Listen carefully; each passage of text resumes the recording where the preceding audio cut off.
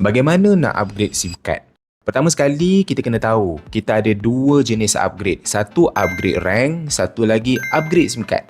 Untuk upgrade SIM card ni, ia khas untuk upgrade SIM card yang belum daftar siapa-siapa lagi. Kira SIM card tu SIM card kosong lah, belum registerkan orang. Biasanya orang akan beli stok SIM card extra ni adalah SIM card Lite. Sebab modal dia tak besar kan. Dan bila dia pergi jumpa orang, dia cerita kan, tiba-tiba orang tu nak SIM card Pro ataupun orang tu nak SIM card Beast. Jadi, kita boleh je upgrade stok SIM card yang kita ada tu, kemudian kita daftarkanlah orang tu. Inilah upgrade SIM card. Syaratnya SIM card tu mesti belum daftarkan siapa-siapa lagi ya. Untuk upgrade SIM card ni sangat senang guys. Caranya anda login aplikasi Tonewau 2.0, kemudian anda klik dekat bahagian bisnes.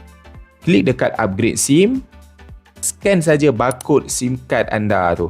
Lepas tu choose upgrade option. Pilihlah anda nak upgrade SIM card tu kepada SIM card apa.